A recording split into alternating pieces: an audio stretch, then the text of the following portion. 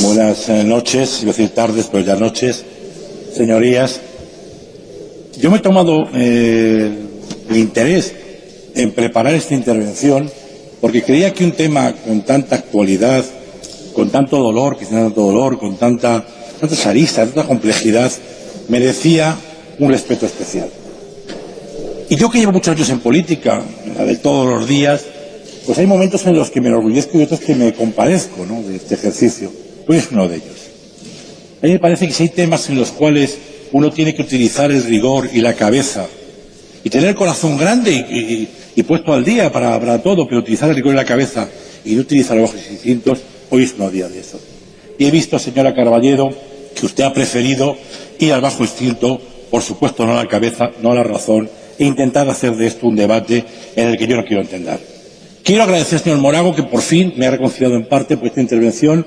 como la que yo voy a intentar hacer, que es hablar de los porqués. Porque, por supuesto, creo que ninguno de ustedes pretenderá, lo dicen ustedes, pero no creo que lo crean, que ninguno de los que estamos aquí, yo mismo soy un ser humano, que no sufro cuando veo lo que veo, que no me compadezco y me siento parte del dolor de esos padres, esas madres, esos amigos, cuando vemos lo que vemos. Creo que ustedes no creerán que somos así, espero que no lo crean, ¿no? Pero creo también que, por tanto, tenemos que intentar explicar las razones por las que creemos que esto no es de utilidad para nada con lo que queremos todos hacer, que eso no solamente no vuelva a suceder, sino que cuando suceda el Estado tenga la fortaleza para, dentro de las limitaciones que le debe dar el respeto a los derechos humanos, limitaciones que por otro lado le engrandecen, sea capaz de actuar contra esta gente que hace de esta forma. Bueno, yo iba a empezar diciendo que un debate como este era muy bueno, procurar encontrar las verdaderas razones del mismo debate. Han quedado ya muy claras, pero bueno, voy a seguir con ello y, por tanto, poner en primer lugar una mirada sobre el contexto en el que estamos. Y ese contexto, señorías, nos permite afirmar con rotundidad que estamos en un país, en España es un país seguro, muy seguro. Sobre todo, como decía Santa Teresa, y si nos comparamos, muy seguro si lo vemos en el contexto europeo, y sobre todo mucho más si hablamos de los delitos violentos, donde tenemos índices más bajos de Europa. A la vez, en una contradicción absolutamente flagrante con lo que ustedes plantean, tenemos el índice de delitos violentos más bajo de Europa y tenemos también el mayor nivel porcentaje de reclusos que cumplen largos periodos de prisión en nuestras cárceles. Ya como ustedes conocen, aunque quieran eludirlo en el debate, si quieren olvidar de ello, en España se posibilitan penas máximas hasta 40 años de cumplimiento íntegro de las penas, señora Carballedo. Está bien que digamos las cosas con poco rigor, pero que faltemos absolutamente a la verdad no es buena cosa nunca. Señorías, parafraseando al añorado economista, el escritor y ejemplar humanista José San Pedro, que hoy cumpliría 101 años, cabe decir que hay una diferencia entre verdad y creencia. La verdad es lo que podemos comprobar y las creencias pertenecen a la zona imaginaria. De eso estamos hablando, por tanto. Podemos, por tanto, señorías, concluir que no es ahí, por tanto, la necesidad donde se encuentra la motivación ni de esta PNL, ni la que llevó a la aprobación con el solitario voto del Partido Popular de la Ley Orgánica 1/2015, en la que se introduce la denominada prisión permanente revisable, eufemismo tras el que se esconde, y es mejor hablar claramente, la prisión perpetua. Y, por tanto, ni era necesario alterar el Código Penal para retrotraernos a los tiempos previos al dictador Primo de Rivera, ni era necesaria esta proposición. Iniciativas que por ello introducen un término más propio de las frases de Cantinflas que de la terminología jurídica, que une a la perfecta contradicción sus términos y un difícil encaje en nuestro diccionario de la lengua entre el adjetivo permanente, que es aquello que no tiene limitación, con justamente la revisión no se sabe nunca cuándo. Por lo tanto, hay una contradicción en los términos importante y, por otra parte, también nos encontramos, por lo tanto, con otras grandes incongruencias. No es, por tanto, muy compatible permanencia con revisable. Por ello, señorías, los populares llovieron críticas de todos los lados, del Consejo de Europa. Recibieron ustedes informes negativos del Consejo General del Poder Judicial,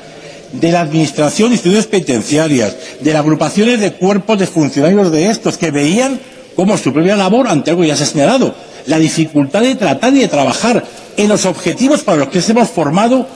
con reos que no tienen ninguna perspectiva de libertad. Por lo tanto, de todos ellos recibieron ustedes críticas. Incluso llegó a presentarse un manifiesto de 65 catedráticos de Derecho Penal de 35 universidades públicas, o su mal rechazo de la que fuera fiscal general del Estado, Consuelo Madrigal, propuesta para ese cargo por el Partido Popular. No creo, señorías, que nadie tenga la osadía, o sí, y desvergüenza ni tan siquiera pensar que lo que une tan diverso y plural composición es una deshumanizada mirada sobre las víctimas o una falta de comprensión al dolor, rabia e impotencia que sufren sus familias y hace suyo conjunto de sociedad. Nada más lejos de la realidad. Este amplísimo rechazo no lo fue tampoco por llevar a la contraria, sino más bien por el convencimiento mayoritario de que es una pena innecesaria, como ya hemos comentado, que vulnera derechos fundamentales recogidos en nuestra Constitución y principios consagrados en la Convención Europea de Derechos Humanos. Podría entrar, y no voy a caer en la tentación porque creo que no es necesario, en ir hablando de todos los principios que todos estos 65 juristas de reconocido prestigio, todos estos que les he comentado de diferentes ámbitos, consideran que incumple y va en colisión con los derechos fundamentales y con la Constitución española. Podría hacerlo, pero creo que no es preciso. Pero es que además de esos principios y esa colisión tremenda con todo ello, frente a las razones que llueven de todos los sitios, la portavoz del Partido Popular, Grupo Popular, ha dedicado la mayor parte de su intervención, al igual que hiciera de manera, permítame recordarlo, impertinente y muy poco afortunada en el debate monográfico sobre la atención a los menores, su portavoz, no a hacer razones de suficiente peso, sino a tirar de un argumentario justificador, como por ejemplo insistir en que el Tribunal Europeo de Derechos Humanos había emitido una pena similar en Alemania, cuando lo cierto, señorías, es que su sistema establece el alemán la revisión periódica de la pena por medio de los tribunales a partir de los 15 años de cumplimiento y el tiempo medio de estancia. Fijémonos en lo que decimos para luego ver que es la realidad. Recordemos a San Pedro, y el tiempo medio de estancia en prisión por los delitos más graves es de 20 años, es decir, la mitad de los 40 años que establece nuestro Código Penal hoy en día. No solamente, señores, ustedes lanzan las cosas con poco conocimiento, sino que se dan de bofetadas con la realidad. Y eso es peligroso y realmente muy poco inteligente. O repitiendo, señorías, como ya hacía en el preámbulo de la ley orgánica que habilitaba esta cadena perpetua, que es una pena que se justifica ante la necesidad de respuestas extraordinarias. Malo, feo.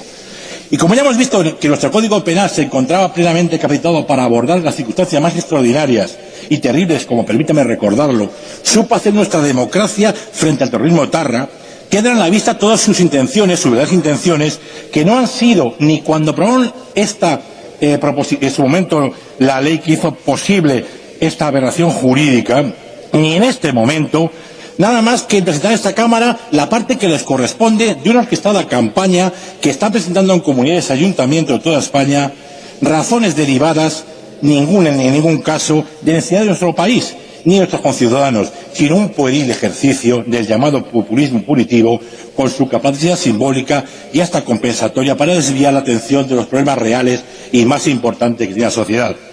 Señorías, si las cosas es evidente, viendo realmente qué hay detrás del trampantojo que nos han preparado, es evidente que una vez más actúan motivados por mezquinos cálculos electoralistas, escondidos tras el comprensible dolor de las familias de las víctimas de horribles crímenes que todos repudiamos y condenamos, situándonos siempre cerca de ellas, sentimiento que compartimos con toda la sociedad que somos parte.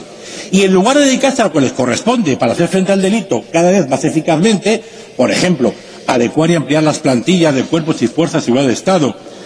y las policías locales con mejores equiparaciones, equipamientos y retribuciones e invirtiendo suficientemente para dejar atrás la pésima situación de la justicia madrileña, señor Garrido, se dedican a estas cosas. Debería darles un poquito de vergüenza. Señorías, corto es el tiempo de todo. Un tema como este merece nuestra comprensión, nuestro apoyo, nuestra identificación con todas las víctimas y con sus familiares. Nosotros, en esa forma de actuar, en esa forma que, insisto, me parece realmente, moralmente despreciable, no nos encontrarán. Es una forma de entender la política en la que nunca nos encontraremos y en la que aseguro, aunque ustedes se crean lo contrario, que mucho más pronto que tarde estarán ustedes cada día solos, mucho más solos en el Partido Popular. Muchas gracias.